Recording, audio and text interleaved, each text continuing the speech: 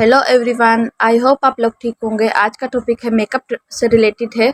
आप लोगों को आइडिया होगा कि आजकल वेडिंग का सीज़न स्टार्ट हो रहा है, तो आप लोग इसे ابٹن मेहंदी या किसी फंक्शन या ब्राइडल वलीमे पे या ईद वगैरह पे या किसी स्पेशल डे पे भी आप इसे कर सकते हैं।